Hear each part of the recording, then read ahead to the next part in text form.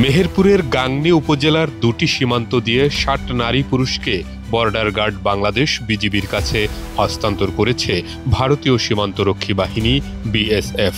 শনিবার সকাল ১০টায় কাজীপুর সীমান্ত দিয়ে ৩০ জন ও কাথলি সীমান্ত দিয়ে অপর ৩০ জনকে হস্তান্তরের তথ্য দিয়েছে বিজিবি ও পুলিশ। বিজিবি কর্মকর্তারা বলেছেন, কাজীপুর সীমান্ত দিয়ে ৩০ ব্যক্তিকে বিজিবির কাছে হস্তান্তর করা হয়। এদের মধ্যে ৬ জন তৃতীয় লিঙ্গের। এছাড়া বেলা ১২টার দিকে উপজেলার কাথুলি সীমান্ত দিয়ে ৩০ জনকে হস্তান্তর করে বিএসএফ।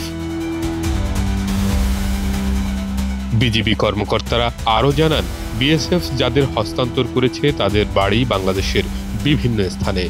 তারা বাংলাদেশের বিভিন্ন সীমান্ত দিয়ে দালালের মাধ্যমে ভারতে অনুপ্রবেশ করেছিলেন। ভারতের মুম্বাই, দিল্লি, অসম রাজ্যে শ্রমিকের কাজ করে জীবিকা নির্বাহ করতেন তারা। পরে পুলিশ তাদের আটক করে বিএসএফের তেইমপুর ক্যাম্পের কোম্পানি কমান্ডার অনুজ কুমারের কাছে হস্তান্তর করে। তিনি পতাকা বৈঠকের মাধ্যমে বিজিবির কাছে হস্তান্তর করেছেন। পরে তাদের গাংনী থানায় দেওয়া হয়েছে।